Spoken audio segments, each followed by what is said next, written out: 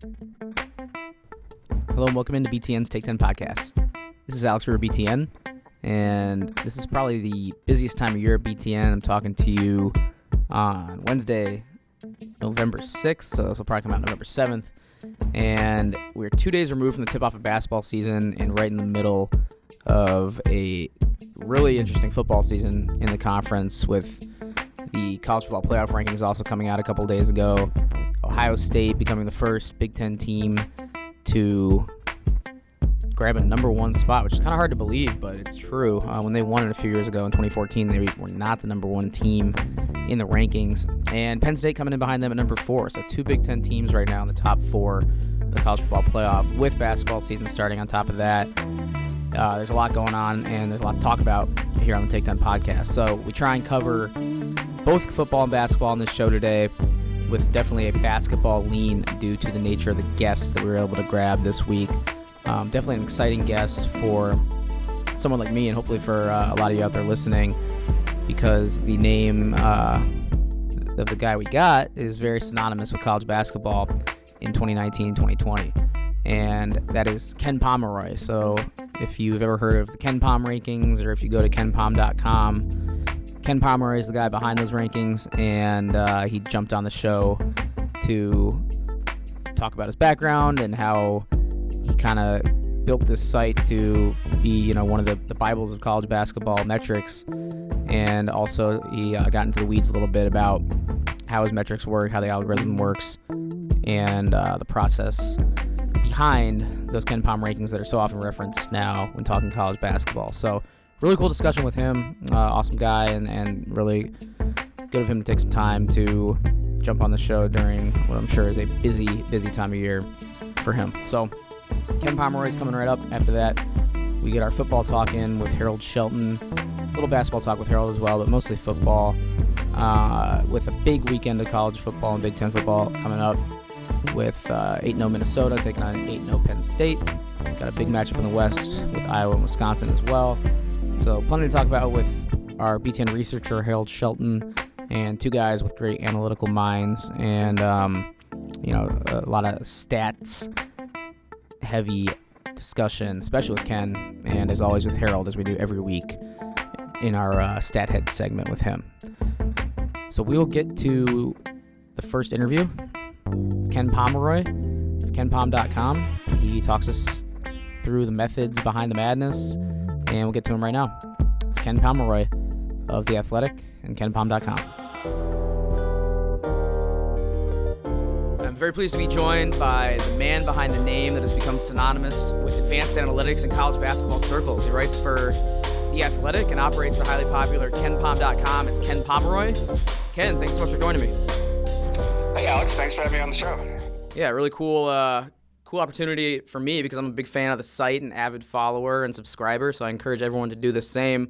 And just like from my perspective, you've kind of been this mysterious figure in the few years that I've been really following your site, and as a big college basketball follower and fan, it's been just interesting to kind of get more into the weeds as I've gone along the last few years and browsed around kenpom.com. So out of personal curiosity, what's your full-time gig? Is this it? How do you kind of balance it? Right. Yeah. So it is a full-time gig now. It obviously wasn't always that way. I was a meteorologist for the government for about a dozen years, and most of that time I was also running the site kind of as a hobby, just kind of curious about what the numbers would say about college basketball. Obviously loved math, loved college basketball, so it was kind of a combination that worked out pretty well for me. And basically all started roughly 15 years ago or so, when the analytical talk was really ramping up in baseball. Moneyball came out.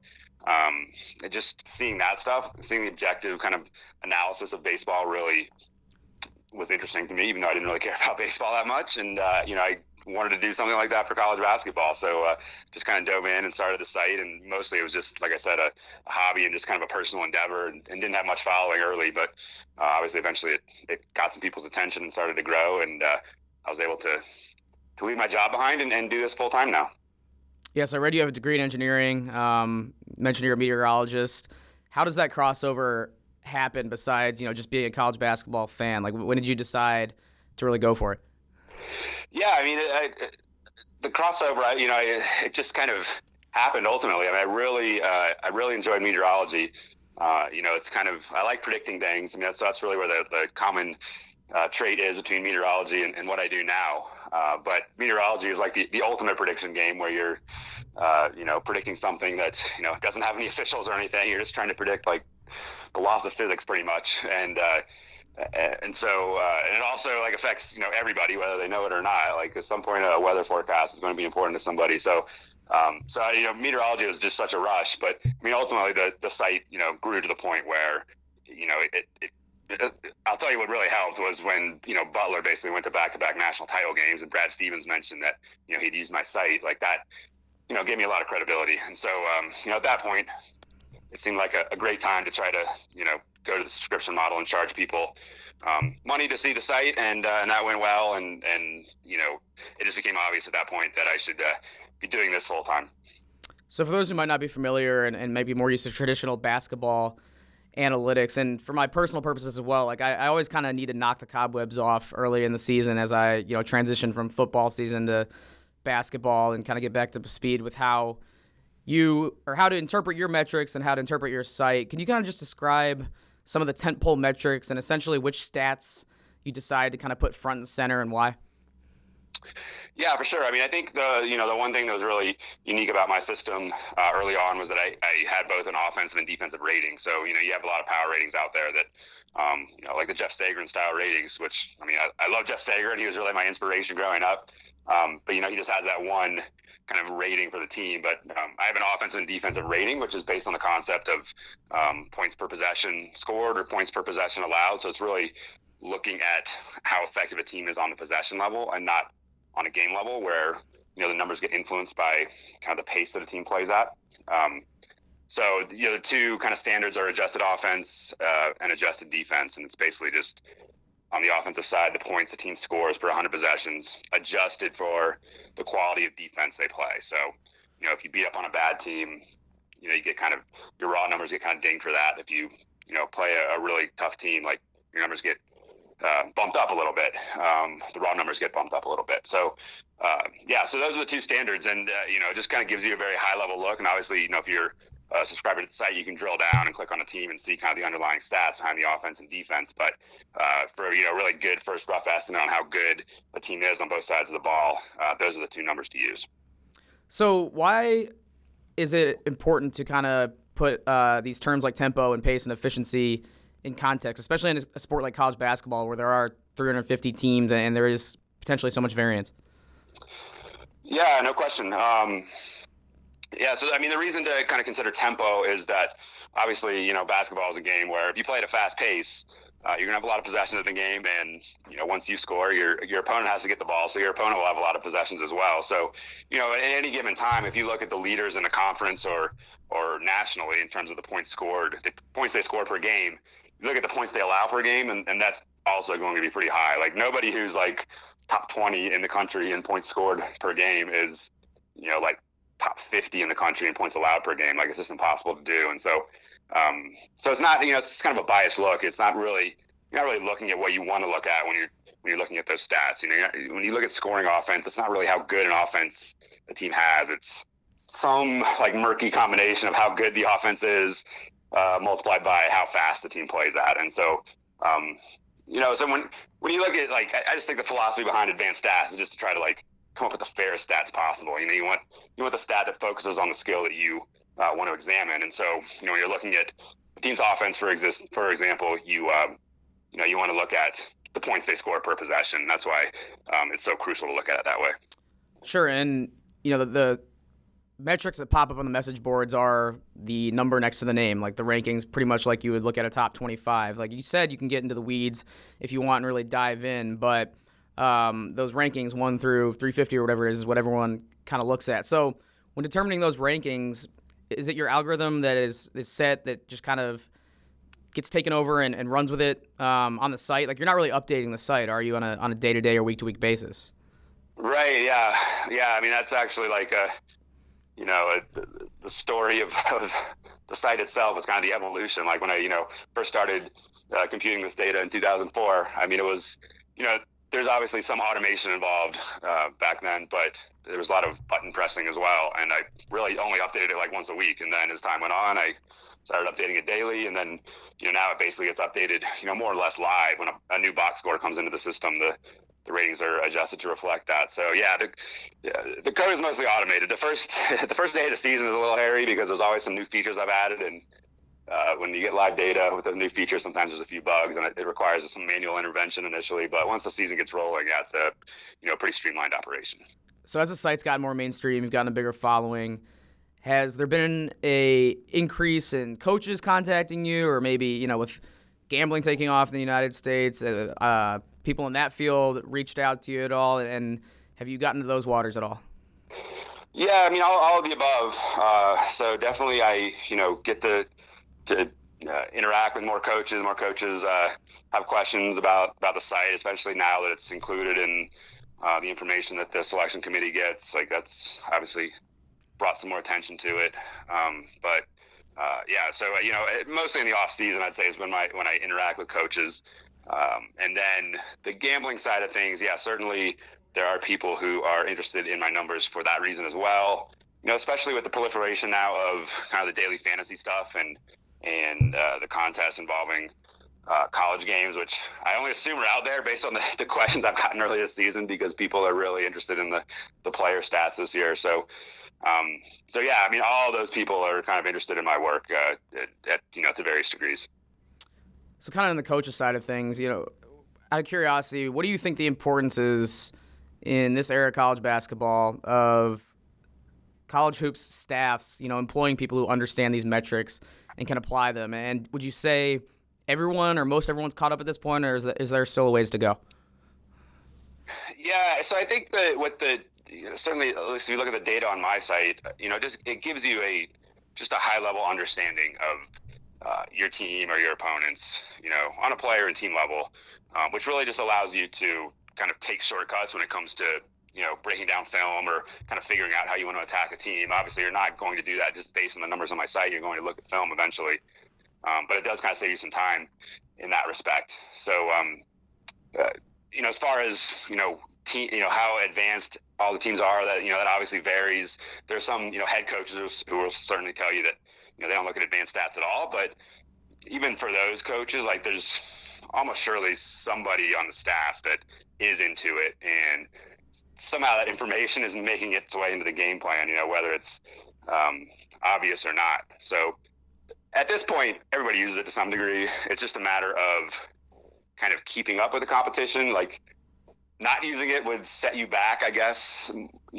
more than any like special way of using it will get you ahead, if that makes sense. But you do kind of have to use it just to, avoid, I guess, making like kind of dumb mistakes that other programs are not going to make now that, this is kind of out there for everyone to use.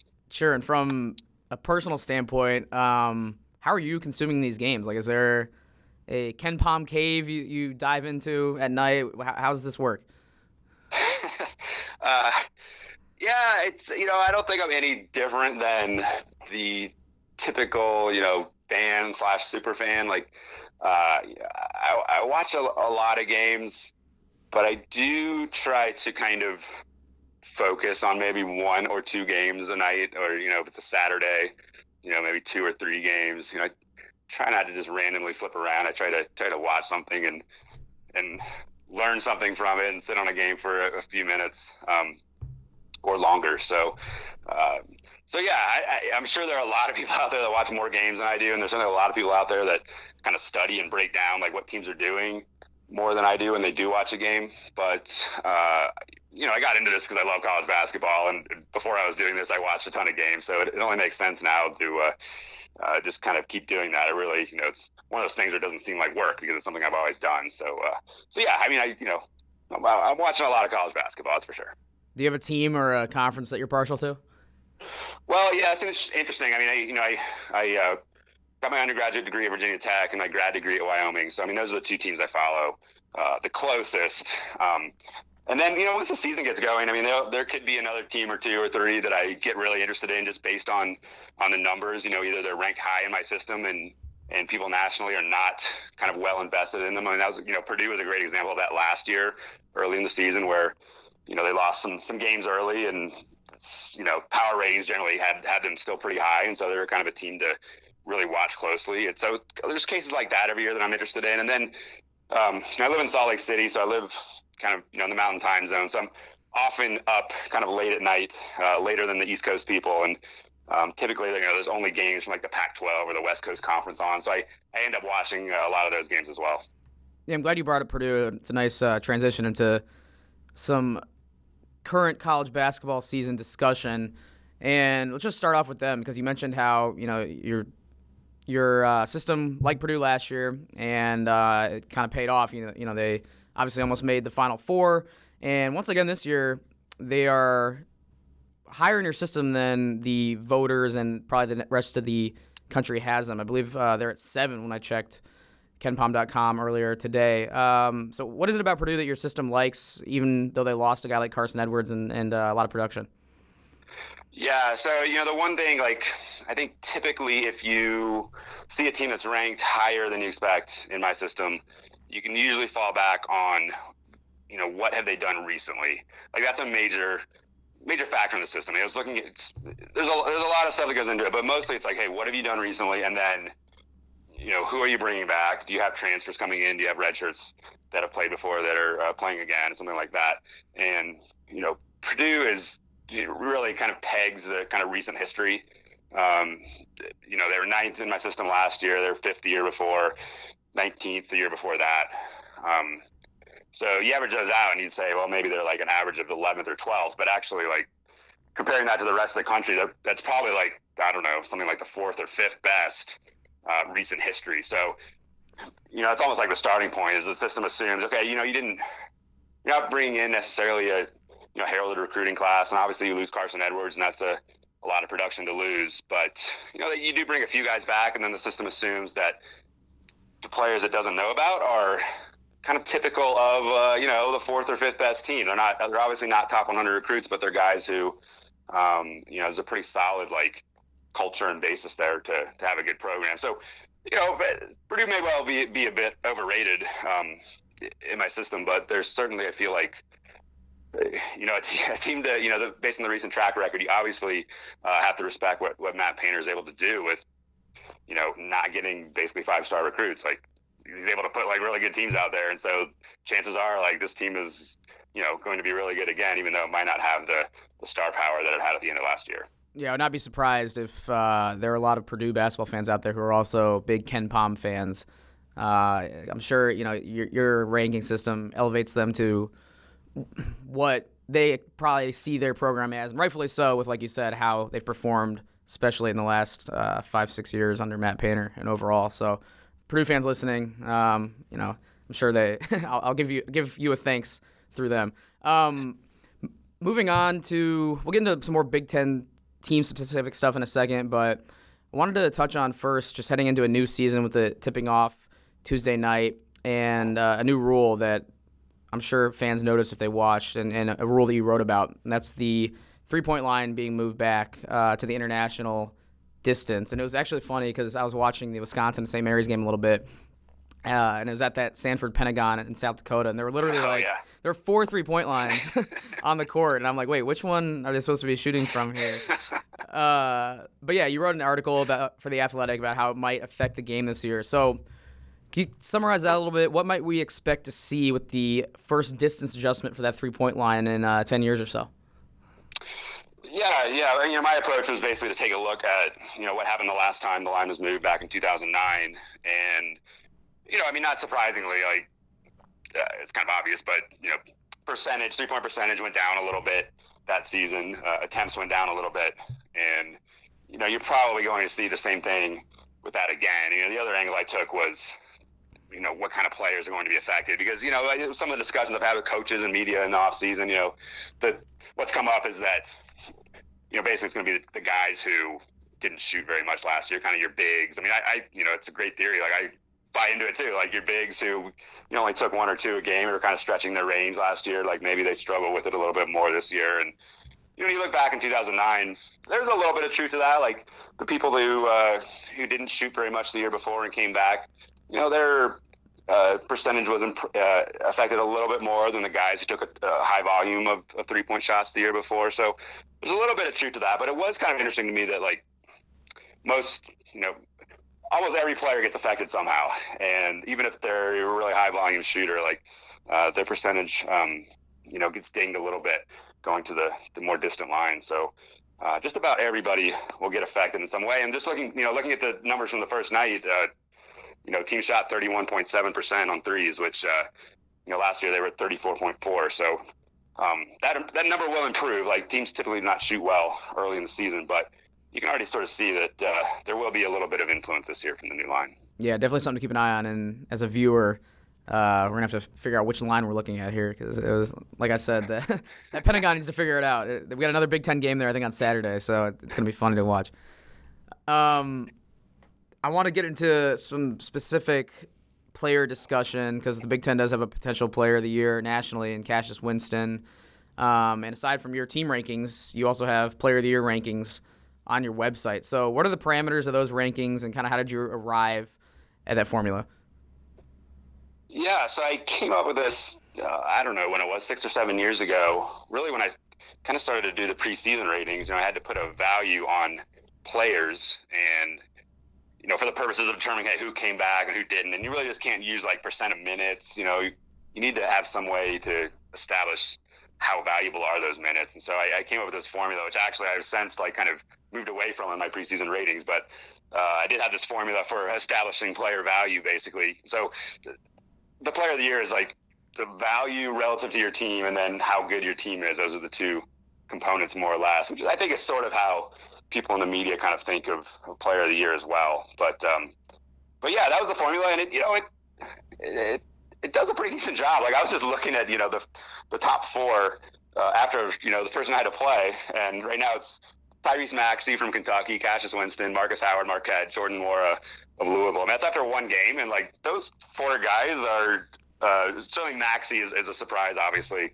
But I don't think he'll be a surprise any longer. And the other three guys are on, All-American lists all over the place in the offseason. So you get a really quick and early indication of, kind of the player of the year race using this formula.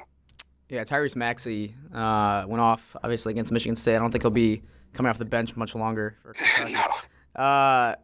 And kind of keeping on that player theme, I have a theory that I've been working on for a couple of years now with absolutely zero quantitative analysis to back it up. So I want to get your thoughts.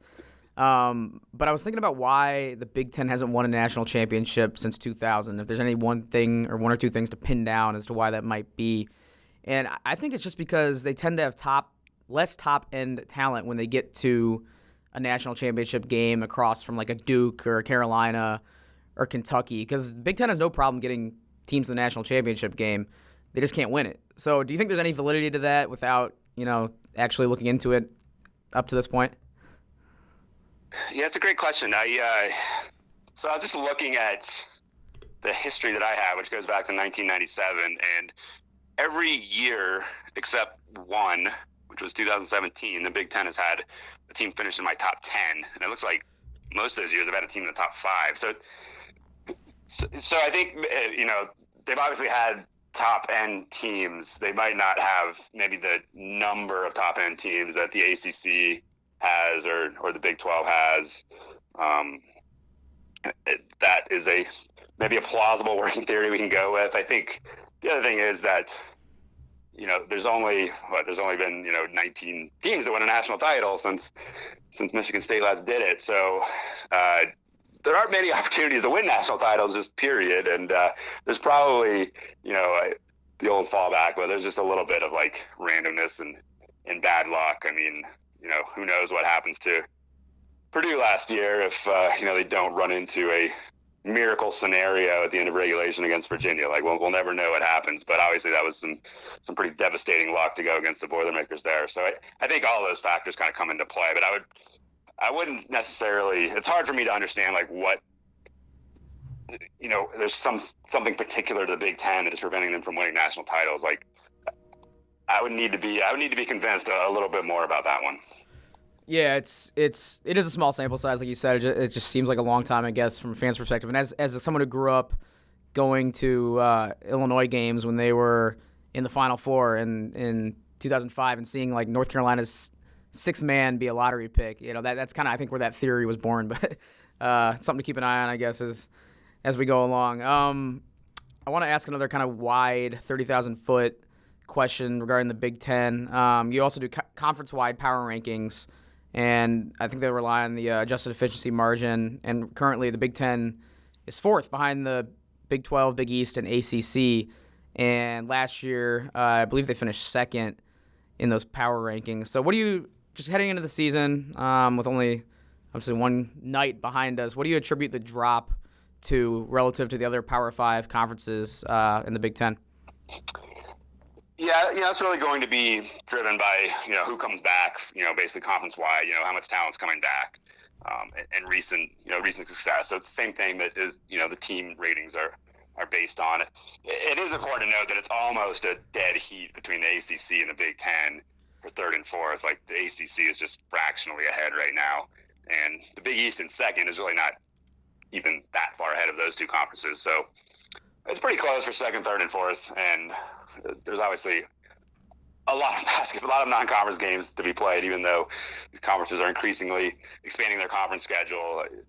So I guess what I would say about the conference ratings is they're going to be pretty good. Like, obviously, the Big Ten is not going to drop to like 14th or something. Like, they're going to be in the second through fifth range when the seasons are, maybe even first. Like, it's possible they could be first. But in the beginning of the season, like, all these top conferences are pretty close, and I definitely wouldn't take it to the bank that the Big Ten's going to finish fourth. Like, we got a lot to watch yet, and we'll see how things play out. But certainly, like, if they ended up finishing first or second, it wouldn't shock me. If they ended up finishing fifth, it wouldn't shock me either. Yeah, the Big Ten kind of gets this reputation as being a slower-paced conference, maybe plotting basketball at times, a lot of fouls. Do the numbers back that up, and does your algorithm kind of reflect that? Yeah, in general, the Big Ten has been consistently slower than average, basically for the entire time that I have data available. So, we're talking about basically comparing the possessions per game to what happens nationally. Last year in conference play, there were an average of 66.4 possessions per 40 minutes, which, slightly slower than the national average of 67.8. So I give you some flavor. There was definitely a time, like in the late, in 2004 to 2010 time range. This is when, I was starting up my site. People familiar with John Gassaway was writing at the Big Ten Wonk. We were commenting on analytic stuff in basketball, and these were like the formative years for our opinions. And the Big Ten was super slow then. Like, it was regularly, the slowest conference in the country. But things have changed a little bit. Expansion, bringing in new teams, certainly, teams like Maryland and Nebraska are not playing at a slow pace in general. So that's helped a little bit, but it's still overall, the tradition, it lives on. It's still a slower than average league.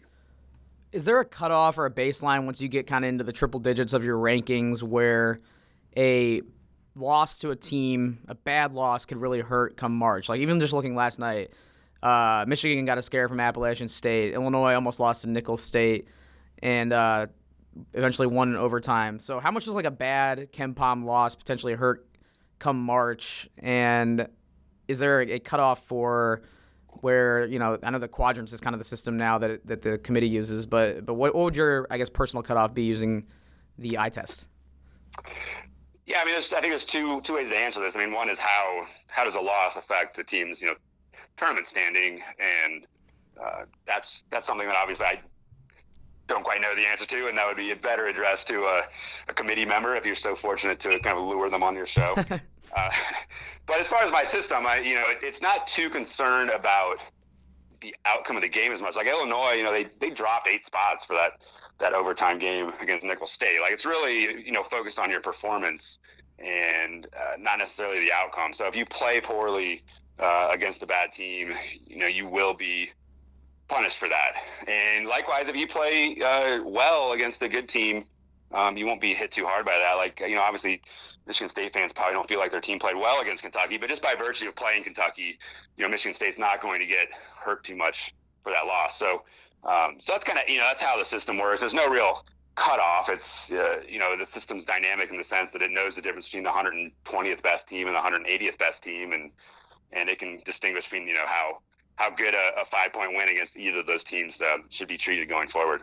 Yeah, I'm definitely conflating my message board consumption with my KenPom consumption right now, because you'll always see people saying, well, we have this sub 200 KenPom loss. Our team is out right now. It's just it's funny how these worlds kind of mix. And I'm glad you can kind of put an analytical mind to it and just put it in perspective. One or two more questions for you, Ken, before I let you go. Just curious, aside from Michigan State, who is preseason number 1 and a pick to win the conference by pretty much everybody, who do you have in the Big Ten that could potentially challenge Michigan State in the title race and then also potentially reach a Final Four?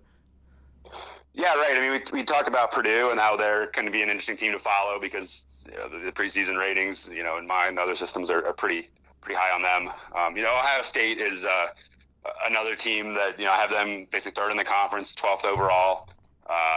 They're a team that is pretty interesting as well, and obviously Chris Holtmann appears to be building something there. Chris Holtmann is one of those coaches, by the way, I have kind of this long relationship with. He was an early adopter, and I remember talking to him back when he was at Gardner-Webb. So I kind of personally rooting for him. But you got obviously a lot of Butler roots. That's true. Yeah, no question. I mean, the Butler coaching tree is strong, and the Thad Matta coaching tree, those two guys, you go from Butler and people who knew Thad Matta. Thad Matta was not into analytics, but anyone around him seemed to end up being an analytic. So at any rate, yeah, I think Ohio State is kind of that intriguing team. I know a lot of people are talking about Maryland as well, and they're just not quite as high in my system as they are in the preseason ratings. But obviously a lot of talent coming back for both of those teams. Maryland having to replace Bruno Fernando is a little bit of a concern, but I think it would not shock me either one of those teams kind of emerges and ends up being a top 10 team for most of the season. All right, Ken. Last question, not really basketball related, but kind of just a personal curiosity. Just wondering if it's kind of surreal to you that your rankings have kind of become the de facto, Bible on college basketball. Do you ever sit back and kind of think, wow, this is kind of cool what I've built here? Yeah, it's pretty cool. Especially on opening night, there's just just the off season. Nobody really cares about what I do, which is fine. I'm not demanding 12-month a year attention, but yeah, when things start ramping up on opening night and people get kind of excited for college basketball and they start mentioning how they're signing up to my site again or looking at the site or whatever, that's definitely a rush. I never anticipated any of this happening, and so it's definitely pretty cool to see it all unfold. I wonder what percentage of your readers or followers to the site know that you're a person. If some people just think it's a computer doing this. Yeah, they either think it's a computer. They think it's some sort of big operation where it's I have to have some sort of corporation or something, or they think my name is actually Ken Pom and not Ken Pomeroy. That has happened quite a bit as well. All right, well, Ken Pomeroy, I'll try and get the message and the word out through this podcast, and really cool stuff. Like I said at the top, it's interesting to me as someone who has kind of got more and more each year involved in the weeds with your site. It's been a lot of fun to talk to you. Really appreciate you taking some time during a really busy time of year, and enjoy the college basketball season. It's the best time of year in my opinion. Yeah, will do. I definitely will enjoy it. Thanks for having me on, Alex. I appreciate it. All right, thanks once again to Ken for joining me. Really cool kind of inside baseball, or I guess technically inside basketball look there at how his site came to be, how he kind of maintains it, runs it, and the metrics behind what the rankings, what the numbers next to the names mean. So I highly suggest paying the $20 to subscribe to his site. There really isn't a better value out there. I mean, for all the information you get, the site as a big college basketball follower that I check pretty much every day during the season. Really great service, and definitely check out his work on The Athletic and on kenpom.com.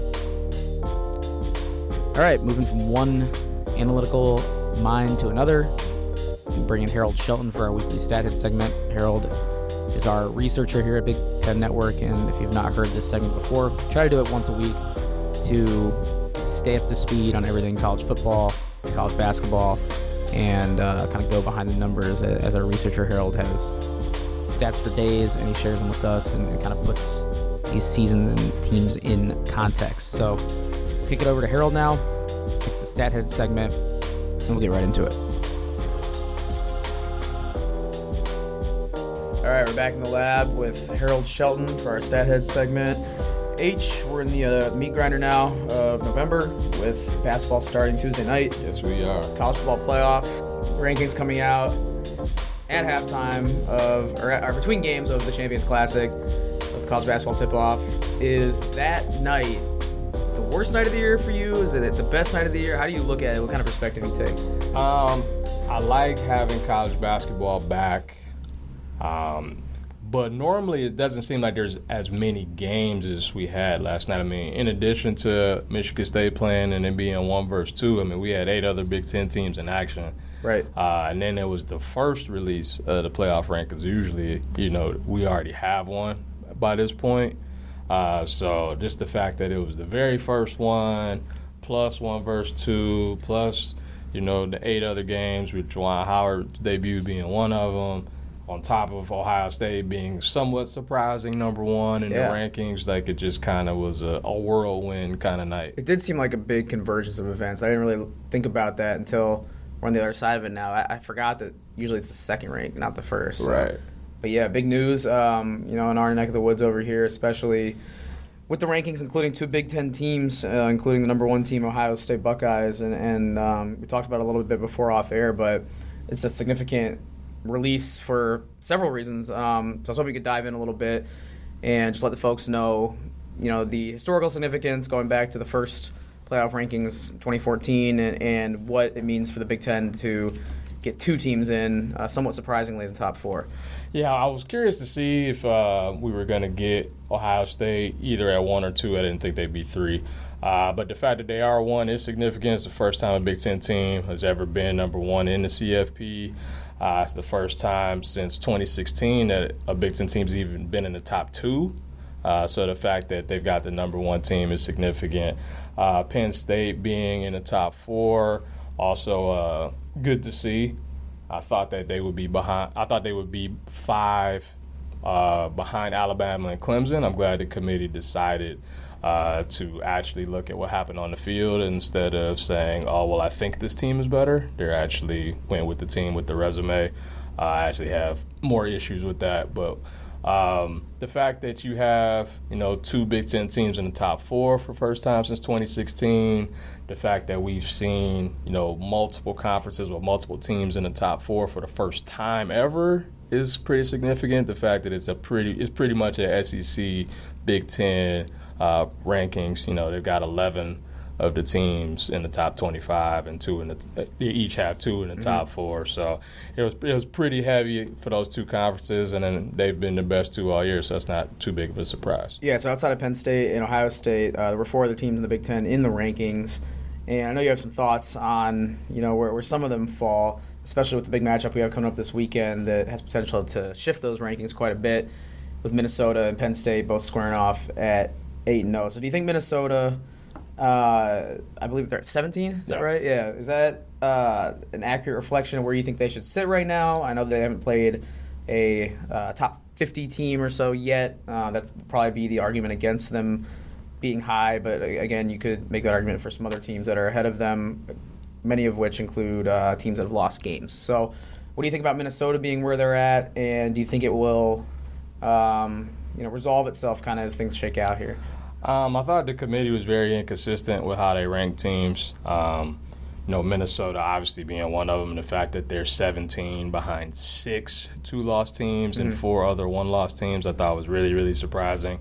The fact that they're behind Wisconsin, a Wisconsin team that lost to Illinois, the same Illinois team that Minnesota beat by 23.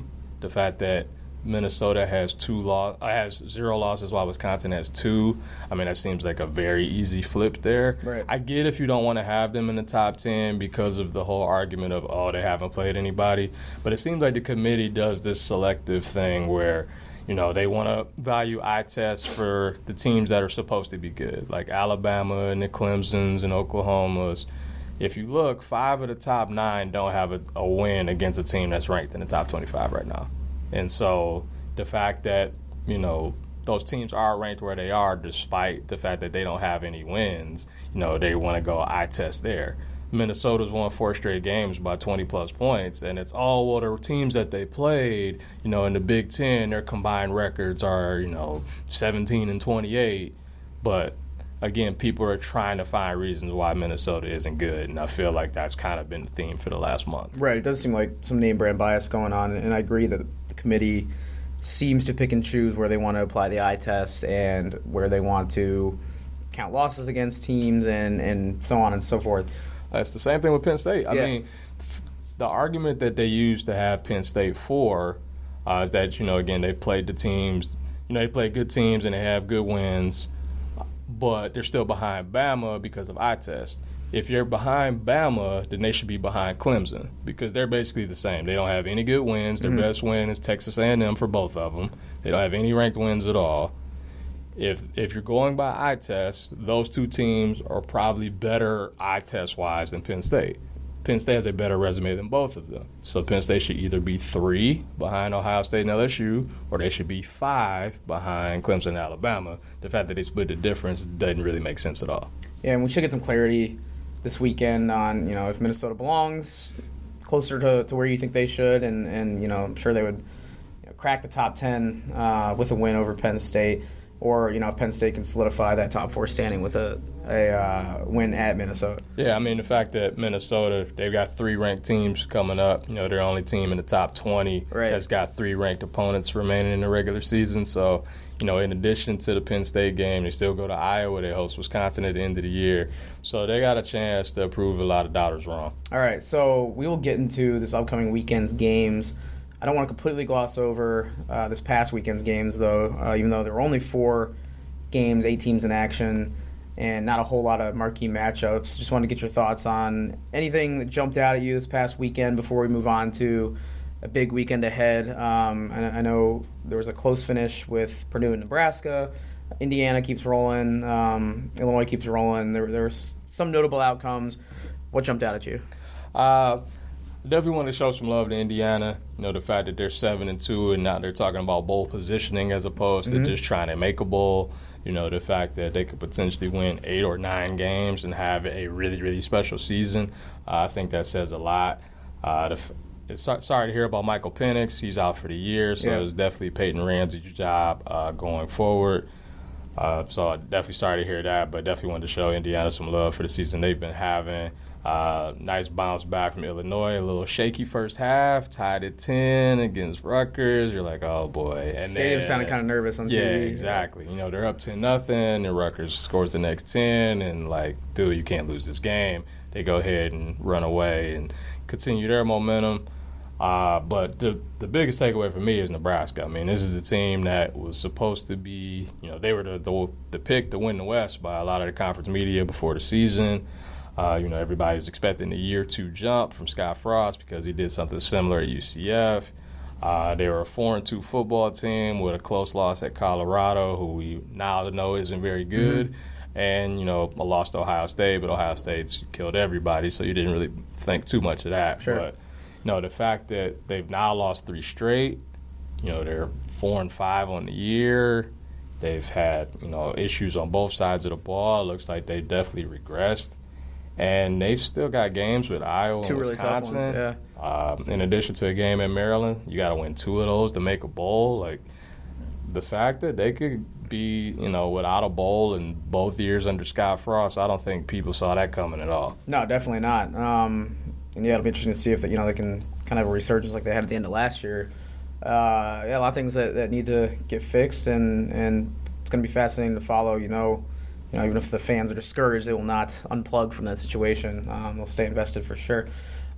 Michigan kept rolling, went over Maryland. They're kind of quietly maybe putting together a really good second half of the season. They got a bye week now coming up, kind of recharge a little bit. I just feel like it's one of those things where, they didn't fall off the radar because they had such a marquee win against Notre Dame, but I could totally see it leading up to the Ohio State game in the final week of the regular season. And Michigan, all of a sudden we look up and they've won the last 4 or 5 games by by double digits, and it's like, Ohio State might have a challenge there. So. Yeah, they're kicking themselves for that first half of the Penn State game. Right. If they find a way to win that game, I mean, they might have been 6th in the playoff rankings this week with only a loss to Wisconsin, and to have, 3 wins against the top 20 with Iowa, Notre Dame, and Penn State. That's a real missed opportunity when you look at it now. Right. I'm really looking forward to Michigan and Indiana. That's going to be the one. We keep saying it. Every if Indiana's every few weeks, get one of these, exactly. It's like that one should be hyped up. It should be the biggest game at Indiana for quite a long time, regardless of what they do against Penn State next week. Should be fun. But I want to move on because we got plenty to get to, including some hoops talk at the end that we want people to stay tuned for if they want some more basketball talk after the discussion with Ken Pom that we had earlier today. Let's move it along to this upcoming week in football because it is a very big week, and let's take it right back to the Penn State Minnesota matchup. Kind of what everyone is waiting for to see if Minnesota, is, we already know they're legit for sure, but if they really are going to make a run at this, at the Big Ten title and beyond, this is where they have to, take that first big step. And Penn State's coming in, obviously playoff positioning, high expectations, and a high-powered offense. What do you see with this game, and where do you see the advantages lying split between the two teams? The stakes in this game are crazy for both teams, really. Obviously, if Penn State can get through this, you're setting up a ridiculous showdown in Columbus on the 23rd. I don't want to overlook the Indiana game, but it's at home. It's a game they should win. But, yeah, if you can get 10-0 Penn State versus 10-0 Ohio State, loser that game potentially still in the playoffs. I was going to say, I should have asked your thoughts on that. If not to get too far ahead, like you said, but if Penn State or Ohio State, wins a 1-point game like we've seen in the last couple of years, do you think the possibility is still out there for a 2-bid league? I do. The fact that we kept talking about, the LSU-Alabama loser, if they have a close loss and that's their only loss, could they still get in? It's the same thing in the Big Ten. Penn State's definitely got the resume. They've got the win over Michigan. They got the win at Iowa. They would add a win at Minnesota. So they would have a really, really nice resume. And if they lost a really close game to the number 1 team in the country, I don't know why they couldn't have the same argument as the LSU-Alabama loser. Do you think Minnesota will continue to put up the point totals we've been seeing against the Penn State defense? I think they'll have to win in a different way. Minnesota's defense has been kind of sneaky good. We've kind of talked more and more about, the offense and the weapons they have at receiver and, the weapons they have at running back. But, they've got a really, really good player at each level of the defense. Antoine Winfield's finally healthy. Yeah. And, you could see the difference that he's made. He got past that Maryland game. Exactly. He's been hurt the last 2 years in the Maryland game. He finally got past that, and you see the difference he's made. Kamal Martin's a player. Carter Coughlin doing some good things. They've had help from the transfers with Micah Treyway and Williamson from Florida. So, they've got some guys. It will be the first time that they're going to actually play a starting quarterback in a while. They faced a lot of the Tyrell Pigrams and the Johnny Langans and the Matt Robinsons. So they're actually going to face, a big-time QB in Sean Clifford. But, to be honest, Penn State's offense hasn't been clicking the last 3 weeks. Last 3 games, I should say. The most yards they've had in the last 3 games is 302. So, it's not like, they're going to be, flying all over the field and dropping 40, 50 points. I think this is a game that Minnesota can win. Yeah, I think I referred to their offense as high-powered a couple minutes ago, but it's just the skill players they have that jump out to me, and I see these highlight plays, and I just think they're the same Penn State offense that has had Saquon and Trace McSorley in the last couple of years, and they're still good. But, yeah, they're going to have to, It's big player bust. If you're Minnesota, Exactly. You try to just keep everything in front of you, make them go the length of the field and see if they do it. And if they do, you tip your cap. There's going to be a lot of skill players out there on Saturday on both sides. We haven't even talked really about Bateman and Johnson yet for Minnesota. Those two will be playing on Sundays, I think, barring unforeseen circumstances. And then, it looks like Minnesota's backfield's healthy too now, right? Yeah. Everybody's finally healthy. Should be a lot of fun. I'm really looking forward to it. It's probably the biggest game at Minnesota, I think, since 1961. Wow. It was the last time they hosted an AP Top 15 matchup. And it's only the 4th 8-0 versus 8-0 in the Big Ten. In the AP poll era, it's the first time it's not been Michigan-Ohio State. So, I mean, this is a huge, huge, huge game. Yeah, and it's always a little more special when, like you said, it's a school that is not used to this type of stage. It just feels more unique, feels a little more special. The buzz kind of comes through the broadcast a little more, in my opinion, and it's good to see, just not the traditional powerhouses getting to have these types of experiences. So, should be fun. Cannot overlook another key matchup in the West. It still has Indianapolis implications, Iowa and Wisconsin. Can't really forget about either of these teams for sure. Iowa can really put themselves in a pretty nice position with a win. And Wisconsin, kind of wants to get their head back above water and remain relevant this season. So what do you think about this game with schools that will not, or with styles that will not be as flashy as a Penn State-Minnesota game, but you kind of know the formulas that these teams will try and roll out? Yeah, I mean, it's a huge game here, too, because the loser of this game is pretty much out of the West race. Mm-hmm. The winner definitely stays in it and has a chance, to say something, since they both play Minnesota later in the year. Both teams are absolutely rooting for Penn State to win that game on Saturday, because if that happens, the winner of that game will then control the winner of the Iowa-Wisconsin game will control their own destiny, since they both play Minnesota. So I fully expect a low-scoring 17-10, 20-10 type of game. I wouldn't be shocked to see, 11 guys in the box for Jonathan Taylor and see if Jack Cohn can beat him up top. Nate Stanley has really, really struggled on the road against ranked teams. I think Wisconsin wins because I just don't trust Stanley on the road in a big spot with the middle of that offensive line. I don't think they could stop that Wisconsin pass rush. All right. Ohio State, newly minted number 1 team. Should not have trouble with Maryland, even though Maryland, it's hard to believe they almost beat them last year. They probably should have won last year. Yeah, absolutely should have won last year. So I'm not really worried about the Buckeyes there. Excited to see what they can do once again. They're putting them on television at this point. And before we, talk a little hoops, without, glossing over Purdue, Northwestern just is struggling offensively. Purdue seems to find their mojo and they don't have to play in a rainstorm, and getting a lot of freshmen involved and kind of playing for the future. They've looked good with, David Bell. Obviously, he's kind of filled that Rondale Moore gap. I mean, they've got 16 straight touchdowns from freshmen. 16. Their last 16 touchdowns have been scored by freshmen. They lead the nation from scrimmage touchdowns and touchdowns responsible for by the freshmen. The fact that it's been Jack Plummer, throwing these touchdowns, the fact that it's been David Bell or Payne Durham or King Doru on the receiving end. I mean, their future is really, really bright. All right. I was getting to it before I had to stop in Purdue there. Harold, we got a matchup that I don't think we've had since the podcast started. You're right. Illinois-Michigan State. The last game was 2016, my alma mater versus your alma mater. It's funny, I was thinking back, to teams that Illinois seems to get the better of just at random times in football and basketball, and there aren't many in the last 10 years or so, but Michigan State's one of them.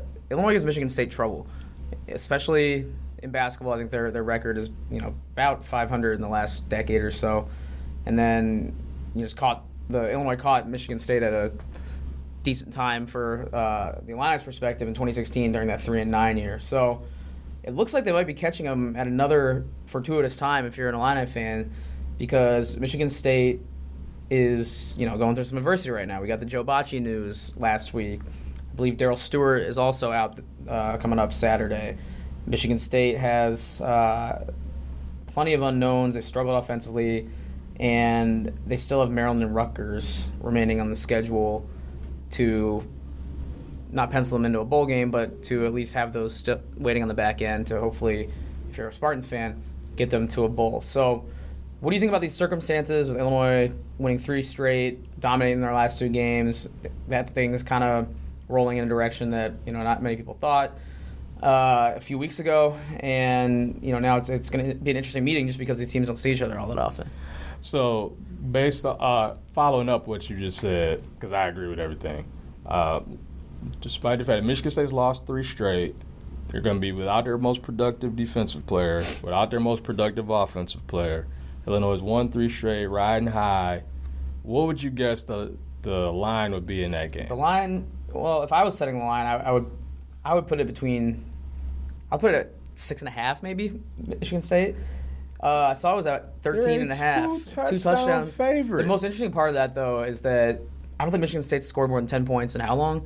They've scored 17 points combined in the last 3 games. Right, so just using that logic, I mean, I know Illinois' defense is not on the level that the past 3 opponents have been, but you're assuming a whole lot that Michigan State is going to put up a total that exceeds by far what they put up combined, like you said, the last 3 games. Yeah, again, this is the weirdest game of the week for me. I still don't understand that number at all. But I mean, there's a reason why those buildings get built out there. Mm-hmm. I'm not gonna, if I was a gambling guy, I wouldn't touch that with a 10-foot pole. But Illinois, I mean, they're feeling great. I mean, I know they haven't been as dominant defensively as the Wisconsin, Ohio State, Penn State triumvirate that Michigan State just had to play, but they're leading the nation in takeaways. They're leading the nation in fumble recoveries. They're tied for the national lead with 5 defensive touchdowns. I mean, they're feeling really good about things. They're facing a wounded Michigan State team with Brian Lewerke, who has not been good the last 2 weeks. Obviously we talked about Darryl Stewart being out. Starting center Matt Allen is out. There's just a lot of question marks on this Michigan State team right now. Again, it's the first time they're actually playing an unranked team since September, which is the last time they won a game, period. They've only scored 1 touchdown in the last 10 quarters. But, yeah, this is a weird one. And like you said, these teams haven't met. Illinois is the least played opponent under a Mark D'Antonio coach team. Interesting. More so, they've played Rutgers, Nebraska, Maryland, all more than they've played Illinois. It's such a unique occasion. I have to put a Jimmy John's sandwich on or something like that. First time in almost a decade they played in East Lansing. It's just crazy. Yeah, it is wild, and it'll be interesting to see. I mean, as a alum, it's been honestly still shocking that they've been able to turn this around. It's funny because, stop me if you've heard this before, but a former NFL coach is coming in, with a maybe underdog team to East Lansing, and I think you know where I'm going with that. Oh, yeah. Michigan State struggling with Arizona State in the last couple of years, and that's about where the similarities end. But it's just one of those things that should be an interesting watch on FS1 2:30 Saturday. Agreed. I literally have no idea what's going to happen in that one. All right. Well, we'll let the listeners know next week the result of our bet and what that is. I think Jimmy John's is a good one. Yeah, that's solid. Yeah, I'm good with that. All right, H, let's talk some hoops before we wrap up. Not necessarily a happier tone for you, but at least more optimistic as a Spartans fan in the grand scheme of things. Michigan State taking the floor last night, close loss to Kentucky in Champions Classic. It was one of those games, where they couldn't really break through. Shot pretty poorly from 3. I think it was 5 of 26. And every time it looked like Michigan State was about to cut it to 2 or cut it to a 1-possession game, they just couldn't hit an open shot. Tyrese Maxey on Kentucky was kind of the breakout star of that game. Dropped, I think, 26 points for the Wildcats. What did you see out of the Spartans that either concerns you or alleviates some deeper concerns as we get into the regular season here? I feel like I couldn't really judge them based off of the first half because they had so many weird lineups because of the foul trouble. You know what I mean? Tillman, Kithier, Watts, Winston, Malik Hall, they all had 2 fouls. I mean, I think there was a lineup at one point that didn't have, Aaron Henry as well. I mean, they had probably 4 bench guys and 1 minute of Cassius Winston out there at once. And, that's when you think of, preseason number 1, you're not thinking it's going to be, Marcus Bingham and Gabe Brown and 3 fouls of Malik Hall and Julius Marble, So the second half, I think, was a little bit more indicative of what we'll see. When they were able to get out and run and get some easy buckets, things certainly started to turn. You saw how important Aaron Henry was, when he was actually able to play. He kind of was able to, tip the balance on both ends. I actually think he's probably going to be their X factor all year long. If he plays well, they're going to win a lot of games. And when he has games where, he gets in foul trouble or he disappears, I think they're going to struggle. 3-point shooting, I think, is going to be an issue the whole year. Miss Matt McQuaid, for sure. Definitely miss Matt McQuaid. Kenny Goins became a reliable 3-point shooter, which, we didn't see coming to start the year.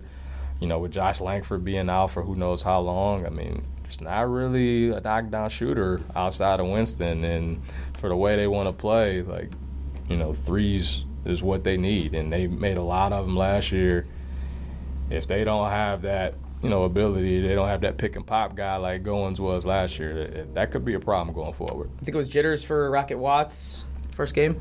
Probably. I was definitely disappointed to see, a guy that had a lot of hype coming in, guy who's a lethal scorer in high school, the fact that, he didn't score at all, and the fact that, he had some costly turnovers at key times was disappointing. I do think he'll be a pretty good defender. I wasn't really expecting that much on that end, but it looked like he, provided some value there, and it looks like he might actually be the backup point guard when things get tight. Foster Lawyer played a brief stint in the first half, didn't really do much with it, and once Winston got that fourth foul, they went with Watts as the point guard, and they actually outscored Kentucky when Winston was out. So, it was definitely a mixed performance from him. But there were some positive signs too. And jokes aside, you got to be used to losing the Champions Classic. Yeah, it's 4 in a row, man. It's still, you take the trade-off, though. You're on that stage. Absolutely. The fact that Michigan State is there every year is a huge win regardless. It's not like they're ever getting blown out at that stage. So. And again, last year, they lost, and of those 4 teams, they were the only one playing on the final weekend. I'd hope for something similar this year. You'll take it. Anything else jump out at you from opening night? There were 2 scares with Michigan and Illinois giving up huge leads and nearly blowing their respective games, and then Wisconsin also losing to St. Mary's on a neutral floor. Those were kind of the notables. Anything from that cluster that stood out? That Illinois one, that could have been really, really bad for the league, because Illinois is good enough to give a lot of teams problems and win, at least 500 in conference play. And so if you lose to that team, you become you lost to them, they lost to Nicholls State. Right. You didn't need that, whatsoever. Exactly right. Michigan, I thought, looked interesting. It's going to take a while for me to get used to with them. Before they were a very efficient, slow-tempo kind of team and just, get the best shot possible. They would run great sets and just get, pretty much any good look they wanted. This was more of an NBA style, hey, look, if you get the ball and you get a good shot, take it. Whether it's 1 pass, 0 passes, whatever the case may be. And I was flowing great until it wasn't. And then, they go scoreless for 8 minutes and a 30-point lead, whittles down to 2 possessions. And you're like, hey, what's going on here? The fact that Simpson had 6 turnovers, the fact that they had more turnovers last night than they had in any game last year. Oh, wow. There are obviously some signs of concern, but, that's to be expected. Year 1, new head coach, new system. It's going to take a while to work the kinks out. Didn't see much of the Wisconsin game except for overtime. Looked at the box score. I think it was like 2 bench points or something like that. Yeah. They're going to need to get more out of their depth for sure. Missed opportunity there. Top 20 team. You had them on the ropes. Right. But with the way the early season is structured, with all these Gavitt games coming up and the Thanksgiving tournaments, there's going to be opportunities, I think, for marquee wins in the conference, and Wisconsin's no exception there. Just looking down the schedule for the rest of the week, we don't have to get too deep into it here, but there are some intriguing matchups. We got Texas-Purdue, could be fun. I want to see Ohio State. Cincinnati. Yeah, they got high expectations as well coming in. Illinois, Arizona, you can kind of wash the bad taste in their mouth there if they can win that one. And don't slip up at Grand Canyon. That's true. That's true. Like you saw Grand Canyon lost to D2 Davenport Tuesday night, so that might alleviate some concerns. But that could potentially just make any loss look that much worse. So I don't think you're not taking anything for granted when you almost let Nicholls State beat you at home. So we'll see. But yeah, how about any of those other matchups? Anything stand out? What do you like about Ohio State and this matchup Wednesday night? Chris Holtmann, man, he's such a good coach. And, the fact that he was able to get that team to the tournament a year ago, Wesson missed some time, didn't really have a great point guard last year, and they still won the game. I just think he's really good, and now he's getting his guys in. He's got a really good recruiting class. You know, the fact that they're 18, like, they might be a little underrated, so I'm curious to kind of see what they look like. And it's always good to have in-state matchups. You know, before last year, those teams hadn't played in forever, right. And so it's always good to see, you know, teams like that play against each other. Yeah, and it's a very pro Chris Holtman podcast. Ken Pom said that they're like buddies or something like that. Oh, Or okay. they go back to some school or some connection that if listeners just probably heard it, so they'll be like, what is this guy talking about? He just said it. But very pro Chris Holtman podcast, and I'll join that group because I love what he's done there, and I agree that I think it's a sustainable kind of machine he's building there, especially first 2 years you don't really have any expectations. And he exceeds them for sure in the first two seasons. The fact that, you know, in year one they were a game away from winning the league and had, you know, Big Ten Player of the Year when they were picked to be like 10th or 11th. Right. I mean, that dude can coach. Absolutely. All right, H, I've asked a lot out of you today, covering a lot of teams, a lot of sports, and a lot of games, so I'll let you go. Solid half hour. We banked today, and I'm sure there's much more to come. Should be a ton to talk about next week with all these gigantic matchups coming up. Yeah, I mean, we got a ton coming up. I know we had, you know, a couple this week, but like nationally, it gets really real next week. I think there's like 6 ranked matchups, so it's going to be a lot of fun. We're going to learn a whole lot. Wasn't I complaining a few weeks ago how there was like no big games and college football season seemed kind of dead? It's coming. You're right as always. All right, man. See you next time. Sounds good, man. All right, thanks once again to H and Ken for joining me. A lot of good stuff from both of them, as always with Harold, and you know, follow Ken Pomeroy's work. No surprise that he had a lot to bring to the table, and it's cool that he's you know, he was kind of a regular dude who loves college basketball, who was also happens to be really smart. So, fun episode to record. Hopefully, you had fun listening to it as well. Hopefully, everyone out there is pacing themselves and enjoying this fun time of year with some high stakes football and the you know, basketball season ramping up, especially with the holiday tournaments right around the corner. I think we got the Gavitt games against the Big East Conference next week. There'll be a lot to keep track of. Sit back and enjoy it, and hopefully stay locked on Take 10 podcast every week as we'll continue to bring high quality guests and good content to you as we move along. All right, thanks once again to everyone for joining me. Please subscribe on podcast platforms, Apple Podcasts, Google Play, Podbean, or find the show on YouTube as well, and leave a positive comment, review, or rating if you like the show. And until next week, I want to thank my producer, Julie Bronder, also Wes White. They always do a great job putting the show together. And we will talk to you soon here on the Take 10 podcast.